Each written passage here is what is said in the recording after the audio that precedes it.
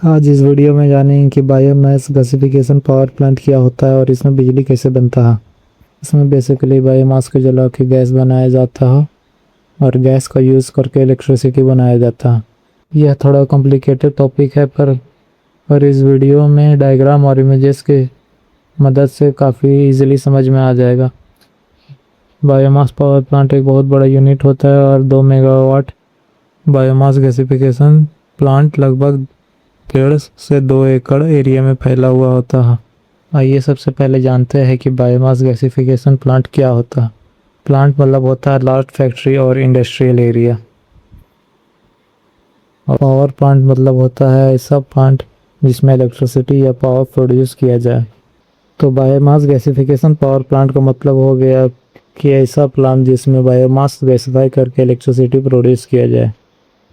Biomass plant भी 2 प्रकार के होते हैं, एक जिसमें डायरेक्ट बायोमास को जलाकर इलेक्ट्रिसिटी प्रोड्यूस किया जाता है और दूसरा जिसमें बायोमास को गैस में कन्वर्ट करके इलेक्ट्रिसिटी प्रोड्यूस किया जाता है। इस वीडियो में दूसरे प्रकार के बारे में जानेंगे। आइए देखते हैं इसका डेफिनेशन। ये है biomass gasification power plant. A biomass gasification power plant is a power plant that uses biomass as its fuel source and converts it into a combustible gas known as syngas or synthetic gas through a process called gasification. The syngas is then used to generate electricity through a gas turbine or gas engine. यानी कि biomass power plant ऐसा plant है जिसमें biomass को gas में convert किया जाता है और उस गैस को फ्यूल की तरह इस्तेमाल किया जाता है और उसकी मदद से इलेक्ट्रिसिटी की प्रोड्यूस किया जाता है। जो गैस प्रोड्यूस होता है उसे कहते हैं सिंथेटिक गैस और syngas. Biomass gasification power generation को मुख्य 3 भागों में बांटा गया है। पहला गैसिफिकेशन, दूसरा गैस प्यूरिफिकेशन, तीसरा गैस पावर जनरेशन। और लो देखते हैं gasification. Solid mass is converted into fuel by the gasifier। इसमें सॉलिड बायोमास को गैस फ्यूल में कन्वर्ट किया जाता है गैसिफायर के द्वारा। जो गैस बन के आता है उसे सिन गैस कहते हैं और इसमें कार्बन मोनोऑक्साइड, हाइड्रोजन और अदर गैसेस होते हैं। दूसरा है gas purification. Purification system is required to remove the pollutants such as ash, coal and puff from the biogas। एक प्यूरिफिकेशन सिस्टम है जो पॉल्यूटेंट जैसे कि एश, कोल एंड पार को रिमूव करता है बायोगैस से। तीसरा है gas power generation. Power is produced by the internal combustor और gas turbine powered by biogas और with a boiler and steam turbine. Gas power generation में इलेक्ट्रिसिटी प्रोड्यूस किया जाता है गैस की मदद से जो फ्यूल के तौर पर काम करता है। इलेक्ट्रिसिटी प्रोड्यूस होता है इंटरनल कंबशन इंजन या गैस टर्बाइन से या तो बॉयलर और स्टीम टर्बाइन की मदद से। बायोमास गैसिफिकेशन पावर प्लांट में कई खंड होते हैं। हम एक एक खंड को बारी बारी से समझेंगे। हमें इसमें हीट प्रोड्यूस करना रहता है। ये हमें बायोमास पे गैस से मिलता है और गैस बनने के लिए बायोमास चाहिए और थोड़ा मोड़ा नहीं, बहुत ही ज़्यादा मात्रा में चाहिए। 1 घंटा प्लांट चलाने के लिए 1 से 1.2 टन बायोमास की ज़रूरत होती है। आइए देखते हैं बायोमास को पावर प्लांट में फीड कैसे किया जाता है या भेजा कैसे जाता है।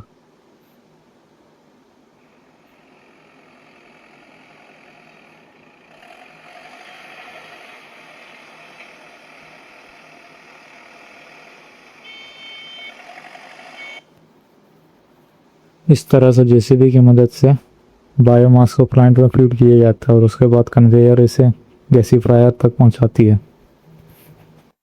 बायोमास प्लांट के बारे में जानने से पहले जान लेते हैं कि बायोमास क्या होता है।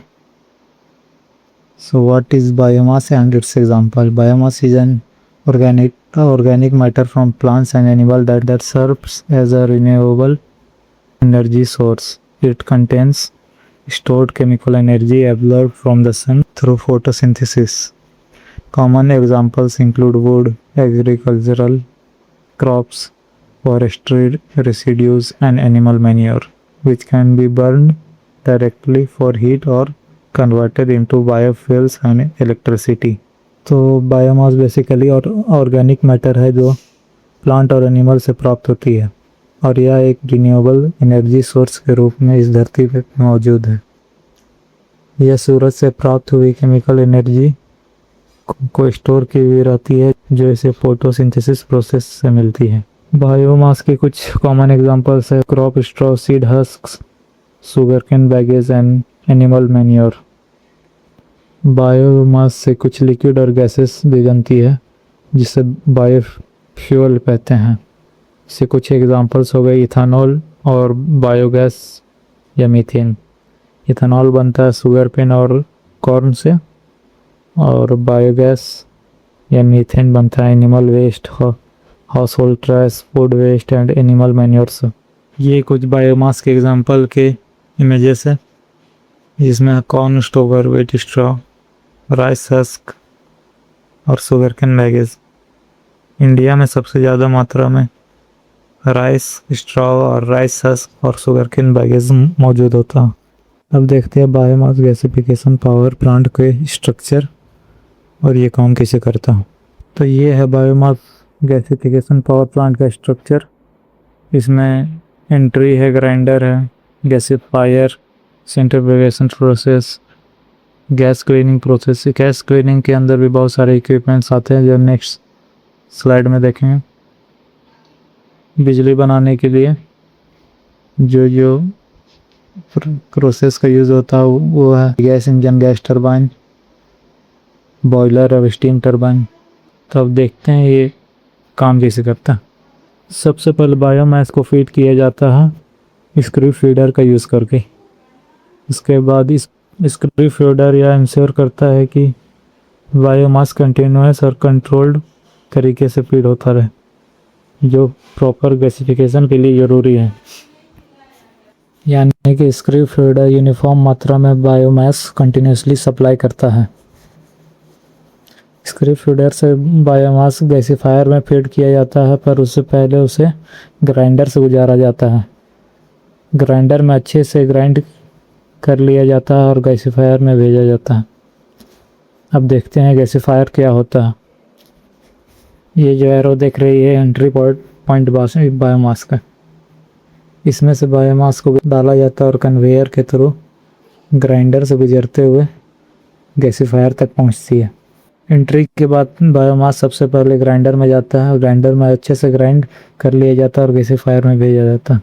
It grinds the biomass and convert it into powder, sawdust, shredded chips और होमोजेनाइज्ड पल्प।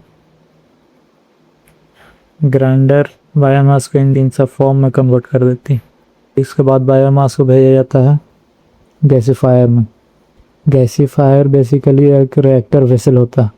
रिएक्टर वेसल मतलब एक specially design highly durable container होता है जिसमें कोई भी न्यूक्लियर या केमिकल रिएक्शन को इजीली कंटेन या होस्ट किया जा सकता है। गैसिफायर में अलग अलग प्रोसेसेस होती हैं। हम हर प्रोसेस को बारी बारी से देखेंगे। सबसे पहले होता है ड्राइंग प्रोसेस, जो ड्राइंग जोन में होता है। In this zone biomass is dried and at 150 to 200 degree Celsius. The zone give dry biomass on water vapour.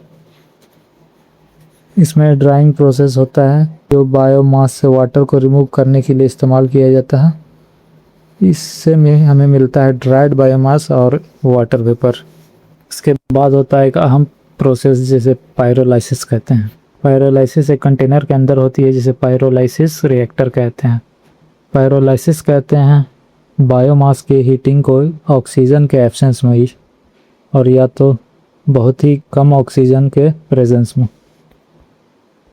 Inside this reactor, the biomass is subjected to high heat in absence of or presence of very little oxygen. The temperature is between 300 degrees Celsius to 700 degrees Celsius.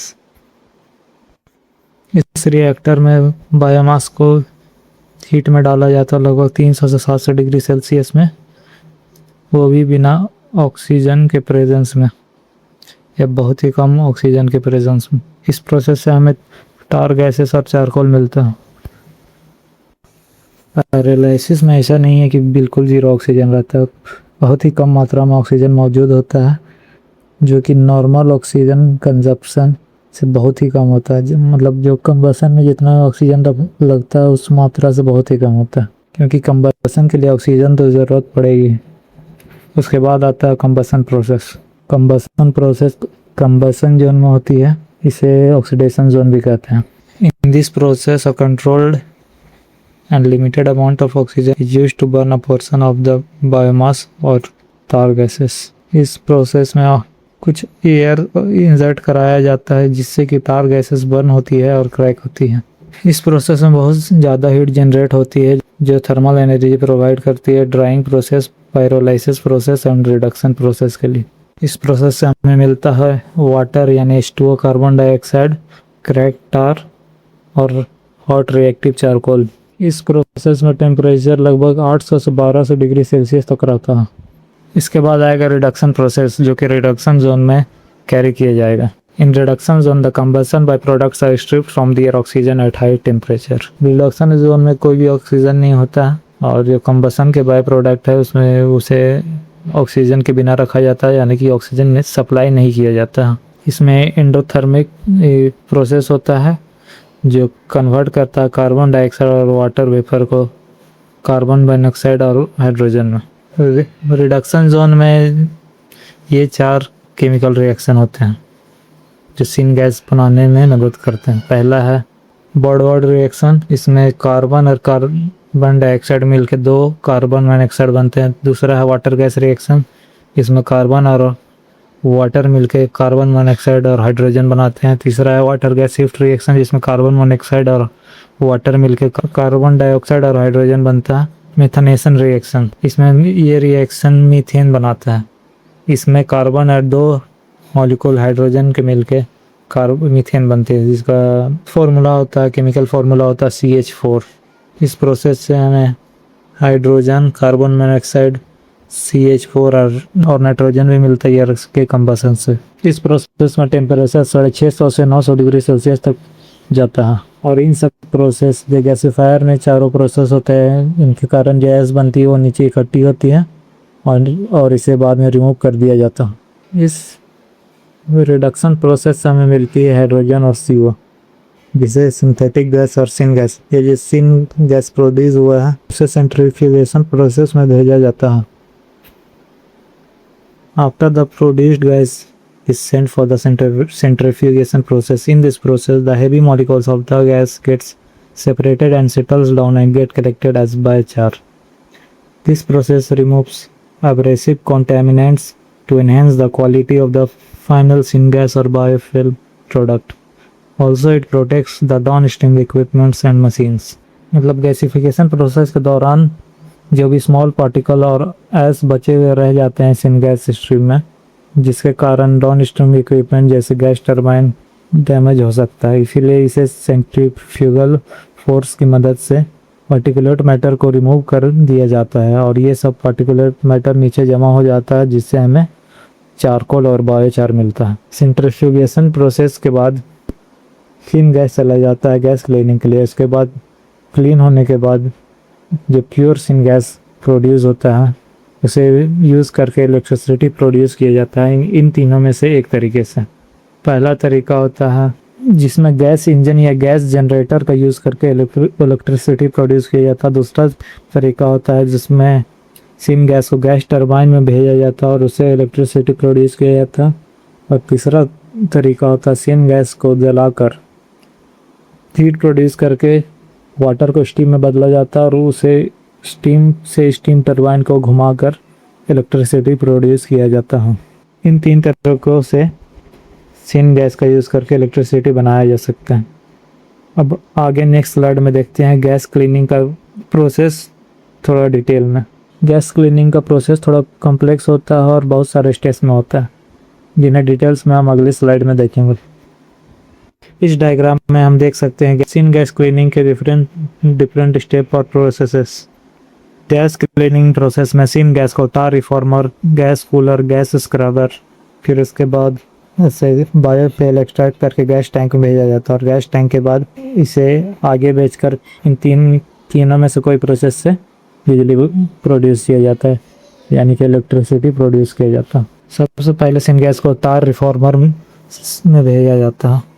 तार reformer is a high temperature catalytic reactor that uses a catalyst to promote the conversion of cars into simpler gases like methane and hydrogen. When the tar-laden stream enters the reformer, it comes in contact with the catalyst, which promotes the reaction of tars with the steam or other gases by breaking it down into simpler molecules. तार reformer एक temperature catalyst reactor होता है जो catalyst का use करके तार को convert करता है सिंपलर गैसेस में, जैसे कि मीथेन और हाइड्रोजन। कैटलिस्ट प्रमोट करती है तार के रिएक्शन को स्ट्रीम से या स्ट्रीम में मौजूद अदर गैसेस से, ताकि वो सिंपलर मॉलिक्यूल्स में टूट सके।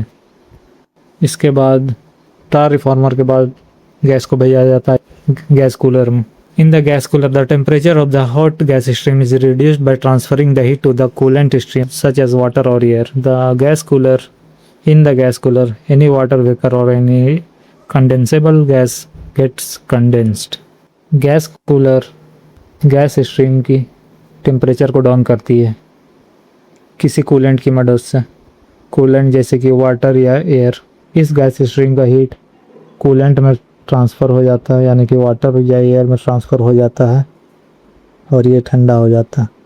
गैस स्ट्रीम में मौजूद जो भी वाटर वेपर या कंडेंसेबल गैस है वो कंडेंस हो जाता है।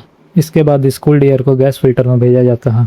Gas filter remove the particular matter and other impurities from the gas and protect the down stream equipments like gas turbine और internal combustion engine from the impurities. Gas filter basically gas को filter करने का काम आता है। जितना भी gas stream में मौजूद जो भी पार्टिकुलेट मैटर है या अदर इम्प्योरिटीज़ रहता है उसे रिमूव करता है, ताकि आने वाले इक्विपमेंट्स को नुकसान ना पहुंचा। गैस फिल्टर से गैस को फिल्टर करने के बाद गैस स्क्रबर में भेजा ऐसा। Gas scrubber is a cleaning equipment that removes other impurities like sulfur compound, chlorine and mercury from the gas stream. The gas scrubber uses a liquid absorbent to scrub the gas stream and neutralize the acidic gases. Gas scrubber एक gas cleaning equipment है जिसका use करके acidic gases और other impurities जैसे कि sulphur compounds, chlorine और mercury को remove किया जाता है स्ट्रीम गैस से। इसमें इम्प्योरिटीज़ हटाया जाता है गैस स्ट्रीम से। गैस स्ट्रीम को स्क्रब करके एक लिक्विड एब्जॉर्बेंट की मदद से और एसिडिक गैसेस को भी न्यूट्रलाइज किया जाता है। गैस स्क्रबर से गैस क्लीन करके इसे आगे भेजा जाता है एक ऐसे कंटेनर में जिसमें 1/4 पानी भरा हुआ होता है। In this process the gas stream passes through the water, due to which some gas and liquid get immersed in the water but does not mix with it. So in this process the gas stream gets cooled down and the molecules which are immersed in water are separated from water by removing the water. By separating the water, we get biofuel from here. After this, the remaining gas stream moves to the gas tank. जैसे ही इस gas stream को गुजारा जाता है water containing container से, तो gas stream ठंडा हो जाता है और मॉलिक्यूल्स नीचे बैठ जाते हैं और कुछ मॉलिक्यूल्स वाटर में इमर्स हो जाते हैं पर मिक्स नहीं होते। ये जो गैस वाटर में इमर्स हुई है वो वाटर से सिंक नहीं होंगे और सेपरेट रहते हैं और यहाँ से मिलता है हमें बायोफ्यूल। इस कंटेनर को ठंडा करने के बाद इसे वाटर रिमूव कर दिया जाता है और ऑयल सेपरेट हो जाता है, जिसे बायो ऑयल या बायोफ्यूल कहते हैं। बायोफ्यूल को सेपरेट करने के बाद गैस क्लीनिंग प्रोसेस कंप्लीट हो जाती है और क्लीन गैस को भेजा जाता है गैस टैंक में। पर सारे मॉलिक्यूल्स वाटर में नहीं इमर्स होते हैं और कुछ आगे ट्रैवल करते हैं जिन्हें और इन सिन गैस का यूज़ किया जाता है इलेक्ट्रिसिटी प्रोड्यूस करने में। इन सिन गैस को आगे गैस टैंक में भेजा जाता है। ये जो गैस टैंक में भेजा जाता है इसमें CH4 मीथेन, कार्बन मोनोऑक्साइड और हाइड्रोजन होता है। इसमें कार्बन मोनोऑक्साइड और हाइड्रोजन को सिन गैस और सिंथेटिक गैस बोला जाता है। इस सिन गैस का यूज़ मिथानॉल या अमोनिया बनाने के लिए भी किया जाता है। इसके बाद सिन गैस और मीथेन को भेजा जाता है गैस टैंक में। गैस टैंक एक इम्पोर्टेंट इक्विपमेंट है। The gas tank is used to store cleaned and condition gas stream. It provides the facility to store and transport the gas to the engine or other power generating system. In biogas gasification plants, gas tank typically store between 1 meter cube to 300 meter cube of syngas to stabilize short time demand. The capacity is about 1.5 to 2.5 times the per minute gas consumption of the engine. इसके बाद जो clean और condition gas stream है उससे भेज दिया जाता है गैस टैंक में या गैस होल्डर में, जहाँ पे गैस स्टोर किया जाता है। गैस टैंक एक इम्पॉर्टेंट पार्ट होता है गैसिफिकेशन पावर प्लांट का, क्योंकि ये स्टोरेज और गैस को इंजन में ट्रांसपोर्ट करने की सुविधा प्रदान करता है। गैस होल्डर में इतना गैस स्टोर हो सकता है कि 2 से 3 मिनट तक इंजन या टरबाइन को लगातार गैस सप्लाई दिया जा सके। गैस होल्डर इंश्योर करता है कि कंटिन्यूस और स्मूथ सप्लाई हो गैस स्ट्रीम की। गैस टैंक से मीथेन और ये सिन गैस होता है, उसमें कुछ पार्ट मीथेन का गैसीफायर चैम्बर से जोड़ दिया जाता है। मीथेन फ्लेमेबल गैस है और हीट प्रोड्यूस करेगा, सो इस प्रोसेस को सस्टेनेबल बनाने के लिए मीथेन को गैसीफायर चैम्बर से जोड़ दिया जाएगा और एलपीजी का सप्लाई कट कर दिया जाता है और मीथेन से हीट प्रोड्यूस किया जाता है, जो इस प्रोसेस को ज़्यादा सस्टेनेबल बनाता है। इसके बाद बाकी जो गैस है उसे भेजा जाता है इलेक्ट्रिसिटी प्रोड्यूस करने के लिए।